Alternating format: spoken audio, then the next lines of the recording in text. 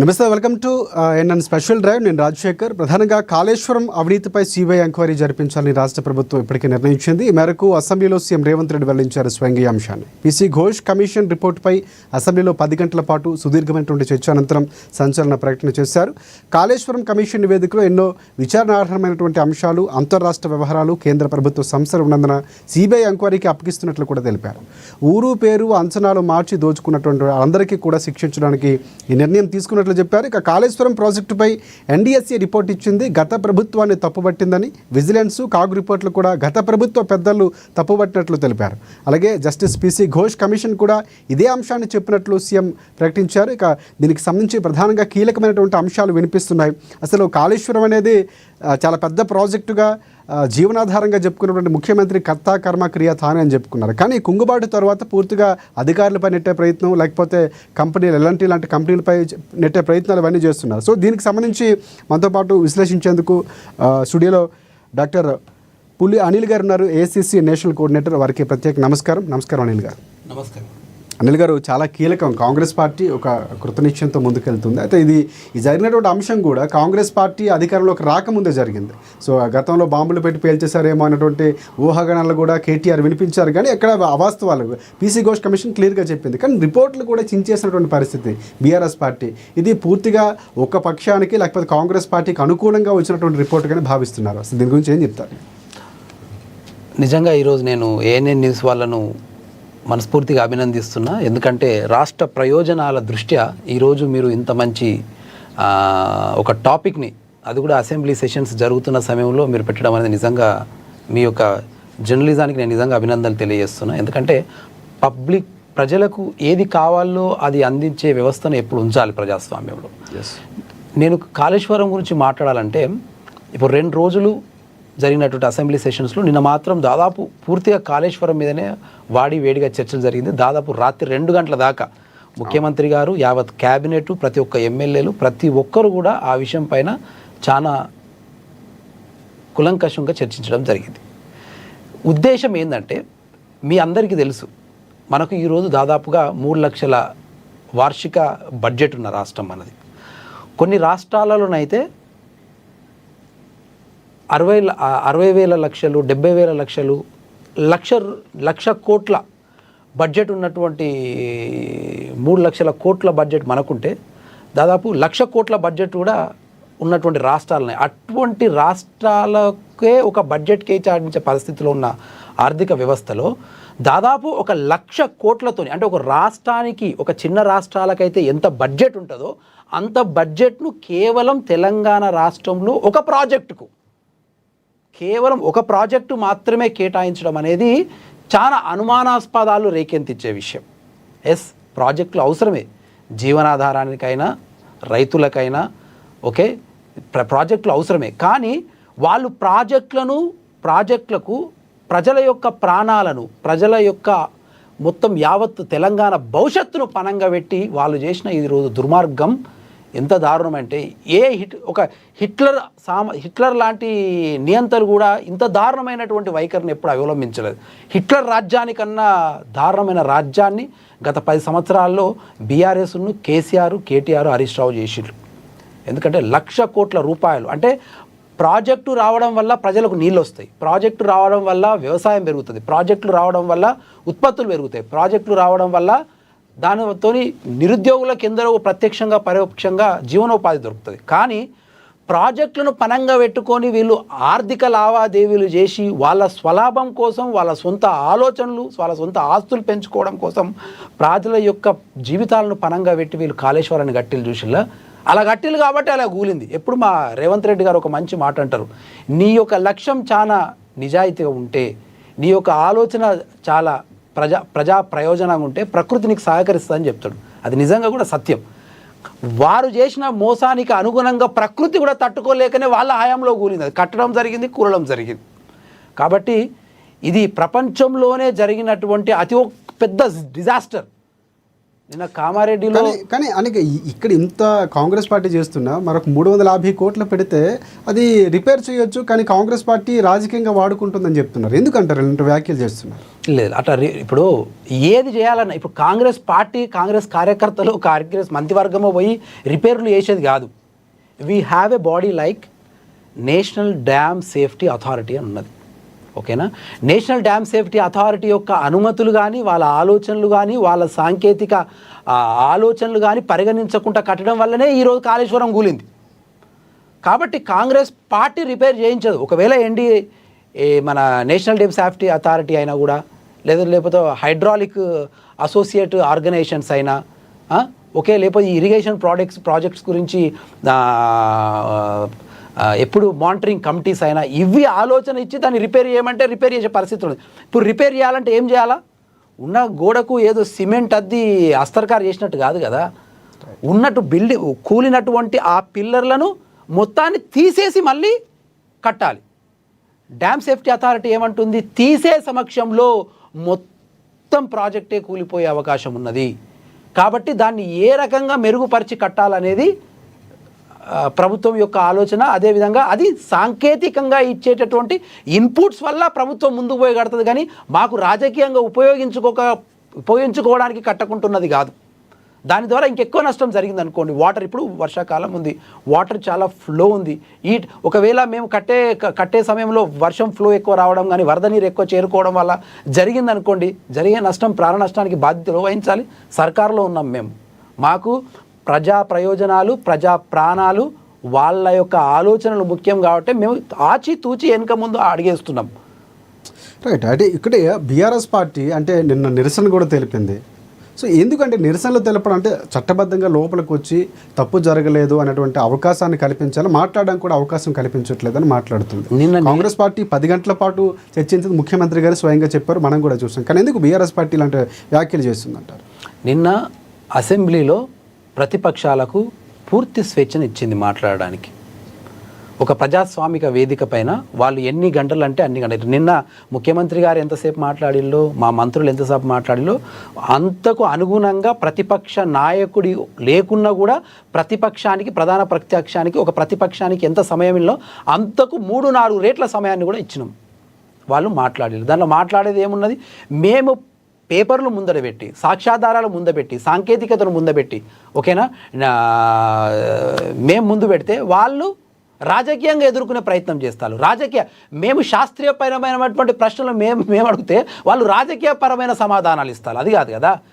శాస్త్రీయపరమైన ప్రశ్నలకు శాస్త్రీయపరమైన సమాధానాలు ఇవ్వాలి హరీష్ రావు గారు. కానీ వారు ఏం చేస్తారు? అదేదో తెలంగాణ భవన్ నుంచి ప్రెస్ మీట్లో మాట్లాడినట్టు మాట్లాడుతాడు. కక్షపూరితమైనటువంటి రాజకీయాలు చేస్తారని. కక్షపూరితమైన రాజకీయాలు చేయాలనుకుంటే మేము ప్రభుత్వంలో ఏర్పడి దాదాపు 18 నెలలు అవుతుంది. డే 1 నుంచే స్టార్ట్ చేయొచ్చు కదా, అందరిని తీసుకుపోయి లోపల వేయచ్చు కదా. మీరు కదా అనుకోకుండా దేని దానికి చిన్న డ్రోన్ ఎగరేషన్ కూడా దాదాపు 14-15 రోజులు మా రేవంత్ రెడ్డి గారిని డిటెన్షన్ సెల్లో వేసినట్టుగా మేము కూడా వేయచ్చు కదా. కానీ ప్రజాస్వామ్యంలో మీరు తప్పు చేసినా మేము తప్పు చేయొద్దు అనేది మా రాహుల్ గాంధీ గారు మాకు నేర్పిన సిద్ధాంతం. ఓకేనా? ద్వేషాన్ని కాకుండా వ్యవస్థ యొక్క ప్రయోజనం కోసం వ్యవస్థను నడపాలనేది రాహుల్ గాంధీ యొక్క సిద్ధాంతం. ఆ సిద్ధాంతంగానే ప్రజాస్వామికంగానే అన్ని జరుగుతున్నాయి ఈ రాష్ట్రం. రైట్. అనిల్ గారు, ఇంకొకటి అంటే కేసీఆర్ గారు వచ్చుంటే తప్పు జరిగేది కాదు. అంటే కేసీఆర్ రాకపోవడంలోనే తప్పు ఒప్పుకున్నట్లు, నిజంగా జరిగినట్లని కొంతమంది మంత్రులు కాంగ్రెస్ పార్టీ నుంచి మాట్లాడినటువంటి సందర్భాలు ఉన్నాయి. మీరు కూడా అదే భావిస్తున్నారా? కేసీఆర్ రాకపోవడాన్ని ఏ విధంగా చూడొచ్చు? కేసీఆర్ రాకపోవడాన్ని ఆయన పిరికి మాలిన చర్యగానే నేను చూసుకుంటాను. నేనైతే తప్పు చేసినా కూడా ధైర్యంగా వచ్చి తప్పు జరిగింది, మేము అనుకున్నది ఒకటి, జరిగింది ఒకటి. దాదాపు అంత పెద్ద అయినా 10 సంవత్సరాలు ఈ రాష్ట్రాన్ని పరిపాలించిన ఒక ముఖ్యమంత్రి, మాజీ ముఖ్యమంత్రి గారు వచ్చి ప్రజాస్వామికంగా తప్పులు జరుగుతాయి కాబట్టి తప్పు జరిగిందని ఒప్పుకుంటే చాలా హుందా ఉండేది. ఎన్ని రోజులు దాచుకొని తిరుగుతారండి? వరదలు వస్తే బయటికి రారు, ఓకే, ప్రాజెక్టులు కూలిపోతే బయటికి రారు, అసెంబ్లీ అయితే బయటికి రారు, ఓకేనా. ప్రజలు వాళ్ళ ఇంటి ముందుకు పోయి ధర్నా చేసి ఈరోజు గజ్వేల్ ప్రజలు ఎవరికి అర్జీలు ఇచ్చుకోవాలండి? అక్కడున్న సమస్యలు ఏ ముఖ్యమంత్రికి ఇచ్చుకోవాలి, ఏ ఎమ్మెల్యేకి ఇచ్చుకోవాలి? నువ్వు ఎమ్మెల్యే కూడా కదా, ప్రధాన ప్రతిపక్ష నేత అయినప్పటికీ కూడా నీ నియోజకవర్గానికి నువ్వు ఎమ్మెల్యే కూడా కదా. ఈ రాష్ట్ర ప్రజలందరూ మిమ్మల్ని ముఖ్యమంత్రిగా చేసిండ్రు కదా. నీ రాష్ట్రం నీ నియోజకవర్గం ఈరోజు వరదల్లో చిక్కుకొని ఉంటే కనీసం వాళ్ళకు బాసటగా నిలబడవలసిన బాధ్యత మీకు ఉన్నది కదా. అదేవిధంగా ఆయన నిన్న కాళేశ్వరం మీద చర్చ కూడా రాదు. బీసీల పట్ల మీరు కొట్లాడరు, బీసీ రిజర్వేషన్కి వచ్చి మద్దతు తెలుపరు, ఓకేనా. సర్వజనుల అదేంటిది సర్వే జరిగితే జనకునుల గణన పెట్టినా కూడా మీరు దాంట్లో రారు. మీరు ఉన్నప్పుడు సకుల జనుల సర్వే అని పెట్టిండ్రు. ఒక్క రోజులుగా రాష్ట్రాన్ని మొత్తం ఉరికిచ్చిళ్ళు. ఇటు బస్సులు అటు బస్సులు, ఇక్కడ నుంచి అటు రైళ్ళు, ఇటు నుంచి అటు బస్సులు, మొత్తం దేశం అంతా ఒక రోజంతా నిలబడకుండా చేసిండ్రు. అప్పుడు మేము పాల్గొనలేదా? నేను కూడా పాల్గొన్నా, ముఖ్యమంత్రి పాల్గొన్నారు. ఎందుకు? ఒక ప్రభుత్వం ఒక కార్యాచరణ తీసుకున్నప్పుడు దానికి ప్రజాస్వామికబద్ధంగా మనం ఆచరించవలసిన వ్యవస్థ ప్రజాస్వామ్యంలో ఉంటుంది. నువ్వు కులగణన పాల్గొనవు, జనగణన పాల్గొనవు, బీసీ నివేదికల పాల్గొనవు, కాళేశ్వరం నివేదిక మీద పాల్గొనవు, ఏది అవసరం లేదు. మళ్ళా సీటు అందరూ ఈ తెలంగాణ ప్రజలందరూ మళ్ళీ సీటు తయారు చేసి కూర్చోబెట్టి మిమ్మల్ని ముఖ్యమంత్రి చేస్తామంటే బయటకు వస్తాడు కావచ్చు ఆయన. ఒకటి అనిల్ గారు, అంటే సిబిఐకి బదిలీ చేయడంలో ఏమైనా రేవంత్ రెడ్డి వ్యూహం కనిపిస్తుందా? కొన్ని వ్యాఖ్యలు వినిపిస్తున్నాయి. ఇటువైపు బీజేపీ పార్టీ పూర్తిగా నివేదికకు సంబంధించినటువంటి అంశాలు ఒకవేళ చర్యలు తీసుకుపోతుంది. గతంలో కూడా సిబిఐని రాష్ట్రంలోకి రానివ్వమంటూ గత ప్రభుత్వంలో ముఖ్యమంత్రి గారు మాట్లాడిన సందర్భాలు మనం చూసాం. సో ఇప్పుడు అక్కడికి వెళ్ళటంలో నిన్న కూడా దానికి సంబంధించి పిటిషన్ వేశారు హైకోర్టులో. అది మధ్యంతర నివేదిక తీసుకోవడానికి అవకాశం లేదని చెప్పినటువంటి సందర్భాలు ఉన్నాయి. అయితే ఇక్కడ ఎందుకు అంటే ఒకవేళ సిబిఐకి బదిలీ చేయడంలో రేవంత్ రెడ్డి వ్యూహం ఏమైనా కనిపిస్తుంది? నేను మాట్లాడిన వ్యాఖ్యలో చాలా వరకు ఇవే వినిపిస్తున్నాయి. ఒకవేళ ఏదైతే రిపోర్ట్ వచ్చిందో ఇక్కడ వచ్చినటువంటి పీసీ ఘోష్ కమిషన్ రిపోర్టు సరైనదైతే చర్యలు తీసుకుంటారు, తీసుకోకపోతే ఒకవేళ రెండు పార్టీలు ఒకటే అని చెప్పే ప్రయత్నం ఏమైనా కాంగ్రెస్ పార్టీ చేస్తుంది, సో వ్యూహంగానే వెళ్తుంది అనుకుని భావించాలా? నేను రేవంత్ రెడ్డి గారు సిబిఐకి ఈ యొక్క కేసును రాష్ట్ర ప్రభుత్వం అప్పగించడాన్ని నేను ఒక వ్యూహం అనడానికన్నా, నేను ఇదొక ప్రజాపక్షపాతిగా మేము పోరాడుతున్నాము, మేము ఎటువంటి హింసాత్మకమైన లేకపోతే పగతో కూరికినటువంటి రాజకీయాలు చెయ్యట్లేదు అని మా నిజాయితీని మళ్ళొకసారి మేము వ్యక్తపరచుకోవడానికి ప్రజల ముందు ఈరోజు మేము మ్యాండేట్ పెట్టినాం. మేము రాష్ట్ర పరిధిలోనే దీని యొక్క పోరాటం జరిగి అబండాలు మా మీద వేస్తుంటే ఇంకా మేము దాన్ని మెప్పించే ప్రయత్నం లేకుండా చలో సిబిఐ, ఇప్పుడు సిబిఐ అయితే దాంట్లోనైతే ప్రభుత్వం యొక్క ఇంటర్ఫిరెన్స్ ఏముండదు, మా మంత్రుల ఇంటర్ఫిరెన్స్. ఈవెన్ పీసీ ఘోష్ గారి నివేదికలో కూడా ఇది కమిషన్లో ఏమైనా ఇంటర్ఫిరెన్స్ ఉంటుందండి? మనం చెప్తే వాళ్ళు వింటారా? ఒక సుప్రీంకోర్టు జడ్జీలు వారి యొక్క ఆలోచనలు మనం ప్రభావితం చేయగలుగుతామా? ప్రభావితం చేయగలమే అనుకోండి, 100% ఎంత % ప్రభావితం ఎవిడెన్స్ కూడా ముఖ్యం కదా, టెక్నికల్ ఎవిడెన్స్ కావాలి. ఇప్పుడు దానికి కాళేశ్వరం కూలడానికి ఒక సైంటిఫిక్ బేస్ ఉంది. ఈరోజు ఒక శాస్త్రీయమైన తప్పిదాలు దాంట్లో జరిగినాయి.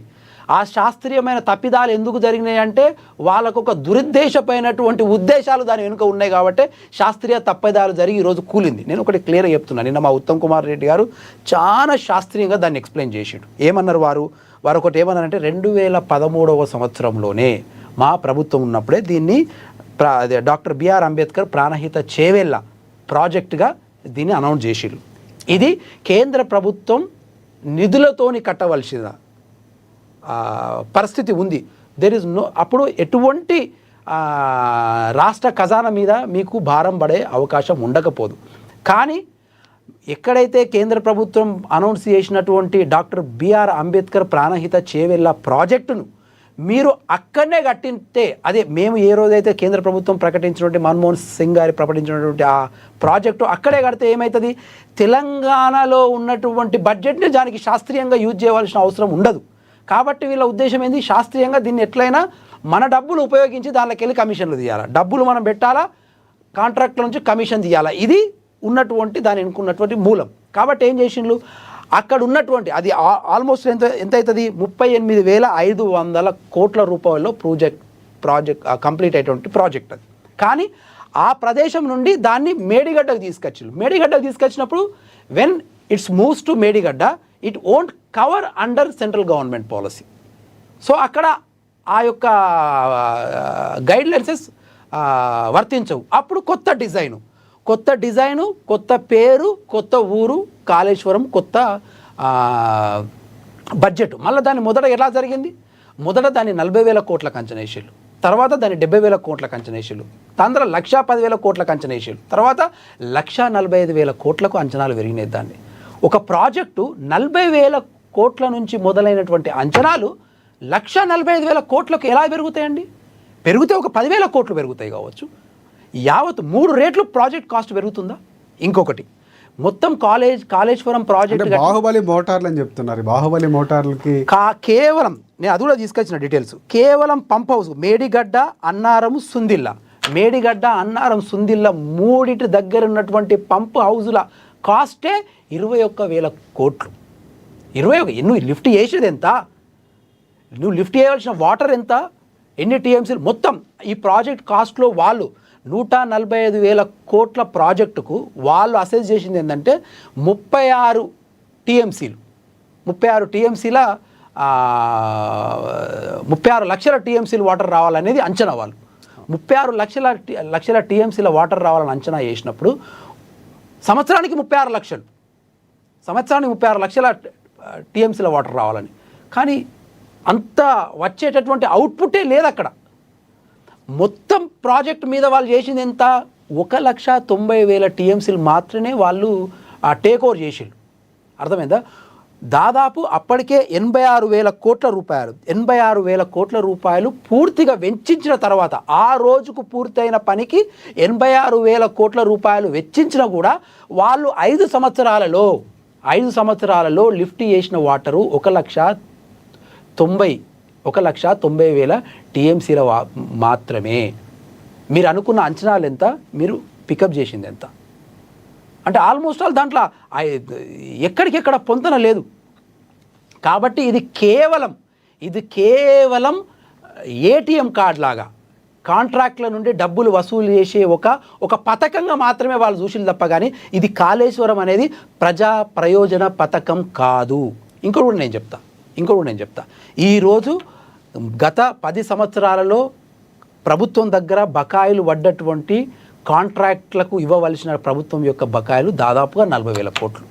అన్నీ ఆర్ఎంబి చూసుకున్న, సివిల్ చూసుకున్న, పంచాయతీరాజ్ చూసుకున్న, ఎలక్ట్రికల్ వర్క్ చూసుకున్న, ఓకే, మైనర్ ఇరిగేషన్ చూసినా, మేజర్ ఇరిగేషన్ చూసినా, రైతు ఇదేంటిది ఫీజు రియంబర్స్మెంట్ చూసినా, ఆరోగ్యశ్రీలు చూసినా, వాళ్ళన్నీ పెట్టినటువంటి కుప్ప, అప్పుల కుప్ప 40,000 కోట్లు. మీరు ఈ 40,000 కోట్ల రూపాయలు కాంట్రాక్టులు డబ్బులు చెల్లించకుండా కేవలం కాళేశ్వరానికి ఆల్మోస్ట్ ఆల్ 99% ఆఫ్ బిల్లులు ఎందుకు చెల్లించాలి మీరు? ఏ రకంగానైతే 40,000 కోట్ల రూపాయలు బకాయిలు పెట్టిందో కాళేశ్వరానికి కట్టినటువంటి డబ్బులు కూడా బకాయిలు పెట్టి పోవచ్చు కదా. ఎందుకు బకాయిలు పూర్తిగా పెట్టలేదంటే వాళ్ళు కట్టడం, కాంట్రాక్టులు డబ్బులు తీయడం, వీళ్ళు కట్టడం, డబ్బులు తీయడం. సో ఎలక్షన్స్ దగ్గరకు వస్తున్నాయి. ఈ కాళేశ్వరం ప్రాజెక్ట్ నుండే టీఆర్ఎస్ బీఆర్ఎస్గా మారింది. ఈ కాళేశ్వరం నుంచి వచ్చినటువంటి డబ్బులే వీళ్ళు దాదాపు భారతదేశంలో ఉన్నటువంటి అన్ని రాష్ట్రాలలో పార్టీ కార్యాలయాలు నెలకొల్పిళ్ళు. కాళేశ్వరం నుంచి ఇచ్చిన కమిషన్లతోనే వీళ్ళు అన్ని రాష్ట్రాల్లో పార్టీ ప్రోగ్రాములు చేసిళ్ళు. వీళ్ళు పంజాబ్లో మన రైతులకు చెక్కులు వంచిళ్ళు ఎలక్షన్స్ కన్నా ముందు. ఎక్కడ ప్రతి ఒక్కటి. కానీ వాళ్ళు ఏం చెప్తున్నారంటే అధికారులు తప్పిదమే తప్ప ప్రభుత్వం అవినీతి చేయమని ఆదేశాలు ఇవ్వదు కదా. రైట్. నేను ఉత్తమ్ కుమార్ రెడ్డి గారు అసెంబ్లీలో మాట్లాడుకుంటూ కూడా ప్రభుత్వాలు టెక్నికల్గా ప్రభుత్వంలో ఉన్నటువంటి అధికారులు ఇచ్చినటువంటి ప్రతి ఒక్క లెటర్స్ను వాళ్ళు చదివి వినిపించారు. ముఖ్యమంత్రి రేవంత్ రెడ్డి గారు కూడా చదివి వినిపించారు. అది వాళ్ళకు కూడా తెలుసు. ఎక్కడైతే టెక్నికల్గా అధికారులు కట్టాలని అన్నారో అక్కడ వాళ్ళ కట్టలేదు. ఓకే, డ్యామ్ సేఫ్టీ అథారిటీ కట్టుమన్న దగ్గర వీళ్ళు కట్టలేదు. ఇది కేవలం ఆయన కేసీఆర్ గారే చెప్పారు కానీ ఎన్నిసార్లు 100 సార్లు చెప్పిళ్ళు నా మెదడుని సుక్క రక్తం చేసి నేను కట్టిన కాలేశ్వరం నేను తమాషానా అని అన్నారా లేదా? సుక్క చేసి రక్తం చేసి కడితే ఇలా కాళేశ్వరం సుక్క నీళ్లు రాకపాయే. ఓకే, ఇప్పుడైతే కాళేశ్వరం అదేంటిది మేడిగడ్డ బ్యారేజ్ కుంగి కాళేశ్వరము నుంచి నీటి అయితే రావట్లేదు కదా. నీటి రాకపోయినా కూడా ఈరోజు యావత్ భారతదేశంలో హైయెస్ట్ క్రాప్ ప్రొక్యూరింగ్ జరిగిందా లేదా? గత 2 సంవత్సరాలల్లా highest crop procuring without involvement either without consideration of Kaleshwaram. మరి దాని లాభం ఏముంది? 86,000 కోట్లు ఇప్పటికే చెల్లించిన డబ్బులు, 1,45 కోట్లతో కట్టినటువంటి ప్రాజెక్టు, దాని డబ్బంతా ఎక్కడి పోయింది? సో ఇదంతా ఒక పెద్ద ఘరానా మోసం. ఇది జస్ట్ వాళ్ళ ఎలక్షన్స్కి వాళ్ళు చేసే హంగు ఆర్భాటాలు ధనబలాన్ని చూపించడానికి కాళేశ్వరాన్ని ఒక ఏటీఎంగా చూపించడానికి మేము ప్రతిపక్షంలో ఉన్నప్పుడు చెప్పినాం. ఈరోజు ప్రజాపక్షంలో ఉన్నప్పుడు మేము చెప్తున్నాము. రైట్, ఇంకొకటి అంటే బీజేపీ నుంచి బండి సంజయ్ లాంటి వారు కొన్ని వ్యాఖ్యలు చేశారు. సిబిఐకి ముందు నుంచి మేము అప్పగించమని చెప్తున్నాం, కానీ అక్కడ కూడా అప్పగించే ప్రయత్నం చేయలేదు. ఎందుకంటే అక్కడ ఇద్దరు ఒకటే, కానీ ఇప్పుడు మొత్తానికి అప్పగించాలని చెప్తున్నా కొన్ని పాయింట్లు మాట్లాడారు. ఇటువైపు ఫోన్ ట్యాపింగ్ అంశం, లేకపోతే ఓవరాల్ టోల్ టెండర్లు ఏవైతే ఆ అంశంలో జరిగినటువంటి అవకతవకలకు సంబంధించో, లేకపోతే మొన్న ఓఆర్ఆర్కి సంబంధించినటువంటి ఆ టెండర్లతో పాటుగానే కేటీఆర్ నిర్వహించినటువంటి F1 ఫార్మర్ రేస్కి సంబంధించిన అంశాలు, ఇవన్నీ కూడా సిట్ ఎక్కడ తేల్చట్లేదు, రాష్ట్ర దర్యాప్తు సంస్థలు ముందుకు వెళ్ళట్లేదు అనేటువంటి అంశాలు లేవనెత్తారు. ఇప్పుడు ఒక వ్యక్తి నేరం చేస్తే ఎక్కడో తెలియకుండా ఢిల్లీలో ఇచ్చి వాళ్ళ నేరాన్ని ప్రజాక్షేత్రంలో కనబడకుండా చేసే పని ఎప్పుడు చేయొద్దు. కాంగ్రెస్ పార్టీ, ఈ ప్రభుత్వం చాలా మంచి నిర్ణయం తీసుకుంది సిబిఐకి ఇచ్చి. మొదట మేము ఏం చేసినాం, అసలు నిజంగా దీంట్లో అవకతవకలు జరిగినాయా లేవా అనే విషయాన్ని మేము తెలుసుకునే ప్రయత్నం చేసినాం. మేము కూడా ఒక ప్రధాన ప్రతిపక్ష పార్టీని 10 సంవత్సరాలు ఈ రాష్ట్రంలో ప్రభుత్వం చేసిన ఒక కేసీఆర్ గారిని వెంటనే దూషించాలన్న ఆలోచన మాకు లేదు. నువ్వు ఒక ప్రాజెక్ట్ కడితే దాని నుండి అనాపైసా ఫాయిదా లేనప్పుడు, అసలు దాని మీద అనుమానాలు ప్రజలకు ఉన్నప్పుడు ప్రజాక్షేత్రంలో దాన్ని పెట్టవలసిన అవసరం ఉన్నది. కాబట్టి ప్రభుత్వం దీన్ని నిజ నిర్ధారణ చేయలే. ప్రభుత్వం కూడా ఏం చేసింది, ఒక థర్డ్ పార్టీకి లాగా, అంటే ప్రభుత్వంతో సంబంధం లేకుండా ఒక కమిషన్ వేసింది. అది కూడా పీసీ ఘోష్ లాంటి ఒక జానే మానే, ఈ దేశంలోనే చాలా పేరు ప్రఖ్యాంతాలు గాంచి ఎన్నో మంచి మంచి తీర్పులు ఇచ్చినటువంటి సమూహానికి దీనికి అప్పచెప్పింది. వారు నిర్ధారించిన తర్వాత మాత్రమే సిబిఐకి ఇచ్చింది. ఈరోజు ప్రజాక్షేత్రంలో వాళ్ళు దోషులైళ్ళు, ఏ ప్రజలనైతే వాళ్ళు మోసం చేసిల్లో ఆ ప్రజల సమక్షంలోనే వాళ్ళు దోషులైళ్ళు. ఇంకా రేపు రాయబోయే కార్యాచరణ, ఇప్పటికి ప్రతిపక్షాలు ఏమంటున్నాయి, ఇది ఒక కక్ష వేధింపులు చేస్తున్నారు మా మీద అంటున్నారు. ఏదో వాళ్ళకు భయపడి మేము సిబిఐకి ఇవ్వలేదు. దీంట్లో ఉన్నటువంటి వ్యవస్థలు ఇంకా రావాలి, దీంట్లో ఉన్న తప్పిదాలు ఇంకా తేటతెల్లం కావాలి, ప్రజా సమక్షంలో వాళ్ళు దోషులు నిలబడాలి. చట్టము న్యాయము ఇంకా బ్రతికే ఉంది. నువ్వు ముఖ్యమంత్రి ఉన్నప్పుడు నీ రాజ్యాంగ తానాషాయి లాగా ఈ రాష్ట్రాన్ని కానీ ఈ దేశాన్ని నడిపిస్తే చట్టం ఒక రోజు తన పని తను చేసుకపోతుందని సామాన్య ప్రజలకు, దేశ ప్రజలకు, రాష్ట్ర ప్రజలకు చట్టాల మీద నమ్మకం కల్పించే విధంగా ఈరోజు రేవంత్ రెడ్డి గారు దానికి సిబిఐకి అప్పచెప్పిండు. డౌట్ అంటే పంచాయతీ ఎన్నికలకు సంబంధించినటువంటి అంశాలు ఇందాక మనం మాట్లాడుకున్నాం. ఈ అంశాలతో పాటుగా ఎన్నికలకు సంబంధించి బీసీ రిజర్వేషన్ అంశం చాలా కీలకంగా అవుతుంది. మన అసెంబ్లీలో అంశం కూడా లేవనెత్తినటువంటి సందర్భాలు ఉన్నాయి. ఇక్కడ బీసీ రిజర్వేషన్ అంశం అనేది కాంగ్రెస్ పార్టీ ఒక అనాలోచితంగా ఇచ్చినటువంటి నిర్ణయంగా ఇటువైపు బీఆర్ఎస్ పార్టీ ఆరోపిస్తుంది. అట్ ద సేమ్ టైం ఇక్కడ సపోర్ట్ చేసినా కూడా అక్కడికి వెళ్ళేటప్పుడు సపోర్ట్ చేయనటువంటి సందర్భం బీజేపీ కూడా ఉంది. సో దీనికి సంబంధించి ఏం చెప్తారు? ఇప్పుడు మా రాహుల్ గాంధీ గారు భారత్ జోడో యాత్రలో జిత్నా ఆబాది ఉత్నా బాగ్దారి అని చెప్పిట్టు. ఎంత సమూహం ఉంటే అంత వాళ్ళకి హక్కు ఉండాలని, మేమెంతో మాకంత. కాబట్టి ఆలోచన ఏంది, మా మూల సిద్ధాంతం ఏంటంటే ఈ దేశంలో ఉన్న ప్రజలు వాళ్ళ యొక్క జనాభా దామాషా ప్రకారం వాళ్ళ హక్కులు పొందాలి. సరే, అది రాష్ట్ర పరిధిలో వస్తుందా, కేంద్ర పరిధిలో వస్తుందా, జిల్లా పరిధిలో వస్తుందా, రాజకీయంగా వస్తుందా, సామాజికంగా వస్తుందా అనేది ఒక భాగం అయితే, వాళ్ళ జన సమూహానికి తగ్గట్టుగా వాళ్ళకి హక్కు దొరకాలనేది కాంగ్రెస్ పార్టీ సిద్ధాంతం, రాహుల్ గాంధీ గారి ఆలోచన. దాని పరంగానే మేము బీసీ కులగణనకు పోయినాం. ఓకేనా, మొత్తం రాష్ట్ర కులగణనకు పోయినాం, జనగణనతో పాటు కులగణన చేసినాం. ఈరోజు ఎవరి వాటా ఏందనేది చెప్పేసినాం ప్రజలు. కానీ ఎంతమంది ఉన్నారో ఈ వర్గాల్లో ఉన్నటువంటి వివరాలు చెప్పలేదు. బీసీలకు సంబంధించి ముస్లిం బీసీలుగా వేరేగా ఇది ఒక ప్రాతిపదికను తీసుకొచ్చారు, ఈ ప్రోపగండాకు సంబంధించి వ్యతిరేకిస్తుందని బీజేపీ చెప్పినటువంటి సందర్భాలు, అందుకే బిల్లు పాస్ అవడంలో జాప్యం జరుగుతుంది అంటున్నారు. లేదు, కంపల్సరీ ముస్లింలకు వాళ్ళకి వస్తుంది. ముస్లింలు కాకుండానే ఉన్నటువంటి బీసీలకు బీసీ వాటా బీసీకి వస్తుంది. వాళ్ళు ఏంటంటే మీకే బీజేపీ గురించి తెలియదు ఏమున్నది, ఏ దాంట్లో బీజేపీ వాళ్ళు ఎంత నైపుణ్యమైన మంత్రులు అంటే ఈ ప్రపంచంలో, వాళ్ళు ప్రతి ఒక్క దాంట్లో కూడా హిందూ ముస్లిం తీసుకొచ్చుట్లలో వాళ్ళు చాణక్యులు, వాళ్ళు అపరచాణక్యులు. వాళ్ళు ఇప్పుడు రోడ్డు మీద పోతున్న యాక్సిడెంట్ అయినా సరే దాన్ని దాన్ని హిందూ ముస్లింగా కన్వర్ట్ చేసే అంత సమాచారం వాళ్ళ దగ్గర ఉంటుంది. వాళ్ళు చూసే కోణమే, వాళ్ళు చూసేటటువంటి బైనాక్యులర్ మిర్రరే హిందూ ముస్లిం. కాబట్టి ఇంత పెద్ద భారతదేశంలో ఉన్నటువంటి ఇంత పెద్ద 140 కోట్ల ప్రజాస్వామికానికి, రాష్ట్రంలో ఉన్నటువంటి 4 కోట్ల మంది జనాభాకు సంబంధించినటువంటి వాళ్ళ పురోగతికి, రేపు రాబోయే ఎన్నో సంవత్సరాల వాళ్ళ యొక్క అభ్యున్నతికి, పురోగతికి ఉపయోగపడేటటువంటిది జనకుల గణన అనేది ఏదో ముస్లింల కోసం చేయడం అనేది వాళ్ళ కుంచిత మనస్తత్వానికి నిదర్శనం తప్ప వాళ్ళ ప్రజాస్వామికబద్ధమైనటువంటి ఆలోచనలకు శూన్యమని నేను చెప్తున్నాను. రైట్. ఇంకొక అంశం అంటే ఇటువైపు ఫోన్ ట్యాపింగ్ అంశం ఇంతవరకు తేల్చలేదని బండి సంజయ్ మాట్లాడడం కానీ, లేకపోతే జాప్యం చేస్తుందా, లేకపోతే కొంతమందికి మాత్రమే అది అనుకూలంగా ఉండబోతుందా అనేటువంటి వ్యాఖ్యలు వినిపిస్తుంది. ఎందుకు ఇంతవరకు కేసుకు సంబంధించి లేకపోతే ఆ విచారణకు సంబంధించి జాప్యం జరుగుతుందంట? ఫోన్ జాప్యం ఉండాలా లేకపోతే విచారణ కొనసాగుతుందన్న? కొనసాగుతుంది. ఇప్పుడు సిట్ అనేది చాలా పారదర్శకంగా విచారణ చేస్తుంది, అందరినీ పిలిచి మాట్లాడుతున్నారు. ఓకేనా? ఈవెన్ మా కాంగ్రెస్ వాళ్ళకు కూడా కొందరికి నోటీసులు వచ్చినాయి. మా పిసిసి ప్రెసిడెంట్ అన్ని పార్టీల వాళ్ళు అక్కడికి వచ్చారు. మహేష్ కుమార్ గౌడ్ గారు కూడా పోయి వాళ్ళ ఫోన్ ట్యాప్ అయినట్టుగా మేము అనుమానాలు అప్పుడు వ్యక్తం చేస్తే ఇప్పుడు జరిగింది నిజమేనని సిట్ నిర్ధారించి మీకు ఏమైనా అనుమానాలు ఉన్నాయని పిలిచి చెప్పారు. మా ఆలోచనలు మేము చెప్పాము. ఓకే, కాబట్టి ప్రతి ఒక్కటి జరుగుతుంది, ఏది జరగకుండా, ఏది టెంపరీ ఐదర్ పర్మనెంట్ పాస్ లాంటిది ఏం లేదు.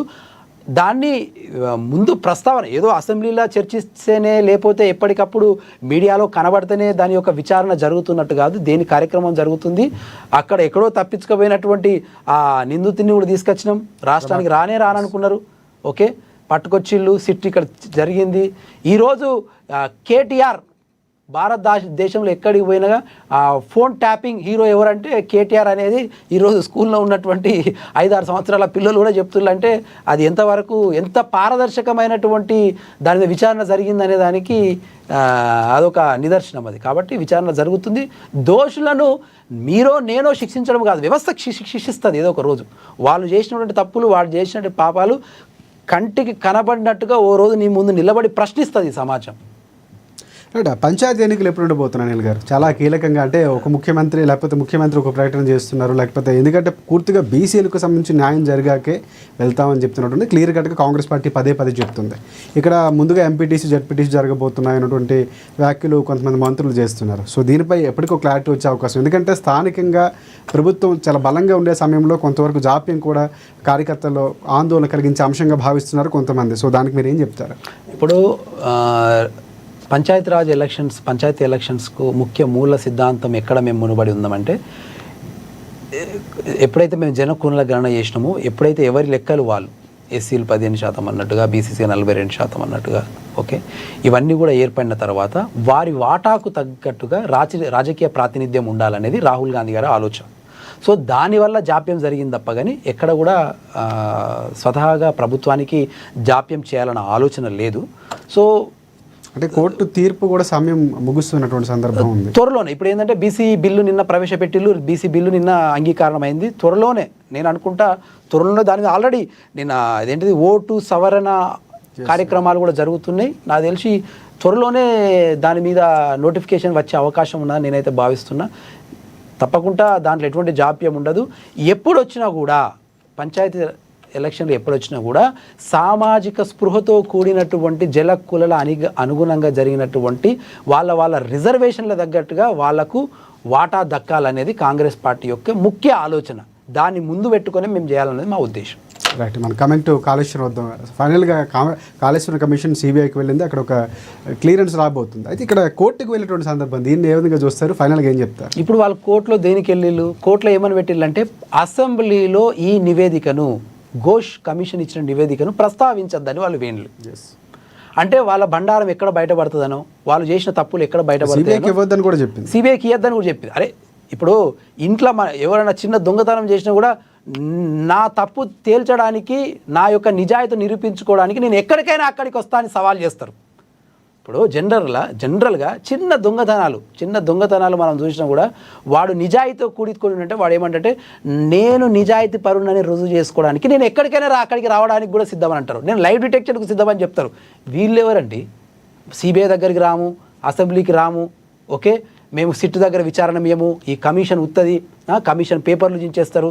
గిదా ఏడికంటే ఆడికి వచ్చి మేము యొక్క మా నిజాయితీని మేము ప్రూవ్ చేసుకొని మేము రెడీగా ఉన్నామని చెప్పాలి. కానీ వాళ్ళు కోర్టును ఆశ్రయించింది కూడా సిబిఐకి ఇవ్వద్దని, యాజ్ వెల్ యాజ్ సిట్ కింద సిట్ యొక్క నివేదిక అయితేనేమి, అది కమిషన్ ఇచ్చిన నివేదికను అసెంబ్లీలో ప్లేస్ చేయొద్దు, చేస్తే ఎక్కడ మా బండారం బయటపడుతున్నా కానీ మేము ప్రజా సమక్షంలో, ప్రజా దర్బార్లో, ప్రజా కోర్టులో ప్రజాస్వామికంగానే వాళ్ళ తప్పులు బయటపెట్టినాం. వాళ్ళని ఈరోజు దోషులుగా తెలంగాణ ప్రజల ముందు దోషులుగా నిలబెట్టుట్లా ప్రజలు గెలిచిళ్ళు. కాంగ్రెస్ పార్టీ గెలవలే, ప్రజలు గెలిచింది. ఎందుకంటే దాదాపు 1,00,000 కోట్ల ప్రాజెక్ట్, అది 1,00,000 కోట్ల, the matter of 1 lakh crores, చిన్న విషయం కాదు అది. 1 కోటి రూపాయలు ఇస్తే జీవితాంతం బతికేచే కుటుంబాలు ఎన్నో ఉన్నాయి. అటువంటి 1,00,000 కోట్లు మన దాదాపు ఏంటంటే ముప్పావు వంతు బడ్జెట్, 3 లక్షలలో దాదాపు 1/3 ఆఫ్ బడ్జెట్ మనది. కొన్ని రాష్ట్రాల బడ్జెట్ అండి 1,00,000 కోట్లు అంటే ఎంత సులువుగా చెప్పీలు. దాంట్లో ఇప్పటి వరకు ఈ 10 సంవత్సరాలని మళ్ళీ విషయం చెప్తున్నా, ప్రజలకు ఈ విషయం వెళ్ళాలి కూడా. 10 సంవత్సరాల్లో వాళ్ళు చేసినటువంటి అరాచక పాలనకు చేసినటువంటి ధన రాజకీయానికి కాళేశ్వరం ఏటీఎంగా వాడుకున్నారు.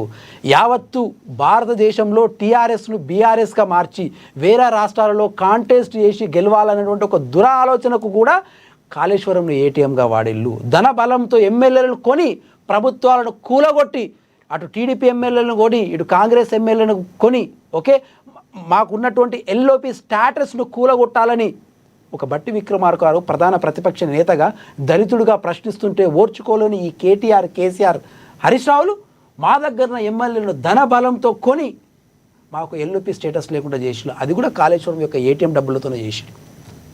అర్థమైందండి. కాబట్టి వీళ్లకు కాళేశ్వరం అనేది ఒక ఫుల్ టైం ఏటీఎంకు ఉపయోగపడింది. ప్రజల ధనాన్ని కొల్లగొట్టి వీళ్ళు ఇన్ని రోజులు ప్రభుత్వాన్ని నడిపిళ్ళు. దానికి కాళేశ్వరం ఈరోజు కళ్ళెదుట మునిగి వాళ్ళని ఈరోజు వెక్కరిస్తుంది. ఈరోజు రైట్, ఒక అంశం అంటే ప్రధానంగా బాగా చర్చ నడుస్తున్నటువంటి అంశం, జూబ్లీహిల్స్ ఉప ఎన్నికల్లో కాంగ్రెస్ పార్టీ ఈసారి చాలా ప్లానింగ్ వెళ్ళబోతుంది, బీసీలకు ఇవ్వబోతుందని తెలుస్తుంది అక్కడ. సో బీసీలకు ప్రాధాన్యత ఇవ్వబోతుంది, ఎందుకంటే అక్కడ అజరుద్దీన్ ముందు నుంచి ఆయన ఉన్నారు, అజరుద్దీన్, ఆయన మళ్ళీ ఆయనకి ఎమ్మెల్సీ ఇవ్వటం, ఏంటి ఈ పరిణామాలు ఏంటి? అక్కడ కాంగ్రెస్ పార్టీ ఖచ్చితంగా గెలవబోతుంది అన్నటువంటి సంకేతాలు క్లియర్గా ఉండటంతోనే బీసీలకు ఎక్కడ ఇవ్వబోతున్నారు? రాజకీయం అంటే ఇది తప్పకుండా వ్యూహ ప్రతివ్యూహాలు ఉంటాయి. వ్యూహ ప్రతివ్యూహాలలో ప్రజలకు రాజకీయ పార్టీలు దాన్ని ఏ రకంగా చూసినా కూడా కాంగ్రెస్ పార్టీ ఈ రాజకీయ వ్యూహాన్ని కూడా చాలా సామాజిక స్పృహతో చూస్తాం మేము ఎప్పుడు. తప్పకుండా దానికి పిసిసి అధ్యక్షులు రేవంత్ రెడ్డి గారు, ముఖ్యమంత్రి గారు, అదేవిధంగా మాకు కాంగ్రెస్ సెంట్రల్ ఎలక్షన్ కమిటీ ఉంటుంది. మాకు అన్నీ ఒక ప్రొసీజర్ ఉంటుంది మా దగ్గర. ఏదో కేసీఆర్ దగ్గర పోయి కాలు పట్టగానే జేబులోకి వెళ్ళి చిట్టి రాసి ఇచ్చిపోయి పోటీ చేయపో అన్నట్టు ఉండదు మా దగ్గర. దానికి అందరికీ పరిగణగా తీసుకుంటాం, అందరి నాయకుల ఆలోచనలు తీసుకుంటుంది పార్టీ. మీనాక్షి నటరాజన్ గారు ఉన్నారు ఇప్పుడు కాంగ్రెస్ పార్టీ ఏఐసిసి ఇన్ఛార్జ్గా. వారి యొక్క ఆలోచనలు ఉంటే అన్నీ చూసి ఒక సామాజిక స్పృహతో కూడినటువంటి ప్రయోజనంతో కూడినటువంటి పార్టీ, ప్రజాస్వామ్యం రెండింటినీ జోడెద్దులుగా సూచించి క్యాండిడేట్ను నిర్ధారిస్తారు. ఇది ఎప్పుడైనా అలా జరుగుతుంది కాంగ్రెస్ పార్టీ. జూబ్లీహిల్స్లో కూడా అటువంటి నిర్ణయం ఉంటుందని నేను ఆశిస్తున్నాను. రైట్, థ్యాంక్ యూ అనిల్ గారు. చాలా ముఖ్యమైనటువంటి విషయాలు, కాళేశ్వరం లాంటి అంశాలు బాధ్యతయుతమైనటువంటి ఒక ప్రభుత్వం నడిపిస్తున్నటువంటి ఒక వ్యక్తిగా సో ఆ పార్టీ నుంచి వచ్చి ఈరోజు చాలా విషయాలు మాట్లాడారు. కాంగ్రెస్ పార్టీ సిబిఐకి తరలించడంలో ఇక్కడ ఏమంటారు వ్యూహాలు ఏమి లేకపోయినా పారదర్శకంగా ప్రభుత్వం చేయాల్సిన పని ఏమంటారంటే చట్టబద్ధంగా లేకపోతే బాధ్యతయుతంగా చేసింది అనుకోవాల్సిన భావించాల్సిన అవసరం ఉంది. అండ్ అదొక క్లియర్, ఎందుకంటే మీరు అన్నట్లు మీ సొమ్ము మా సొమ్ము ట్యాక్స్ల ద్వారా వచ్చినట్టు 1,00,000 కోట్లు అంటే అంత ఈజీ కాదు. కాబట్టి దానికి ఒక క్లియరెన్స్ రావాలి. తప్పు ఎవరిది వారిని శిక్షించాల్సిన అవసరం ఖచ్చితంగా. ఎందుకంటే ప్రాజెక్టులు కట్టడంలో కానీ లేకపోతే ఏ అంశం చేయడం కానీ ప్రభుత్వం నుంచి సొమ్ము వస్తుందంటే అది ప్రజల సొమ్ము, ఖచ్చితంగా దానికి బాధ్యత వహించాలి. తప్పు చేస్తున్నప్పుడు శిక్షించబడలే. సో ఆ విధంగా కాంగ్రెస్ పార్టీ నడుచుకుంటుంది, వెళ్తుంది. సో ఆ విధంగా తీర్పు కూడా ఉండాలని మనం కూడా కోరుకుందాం. థ్యాంక్ యూ అనిల్ గారు, మరొకసారి మీకు ధన్యవాదాలు. ఇది ఇవాళ స్పెషల్ డే. మరిన్ని అప్డేట్స్ కోసం చూస్తూనే ఉండండి ANN తెలుగు న్యూస్.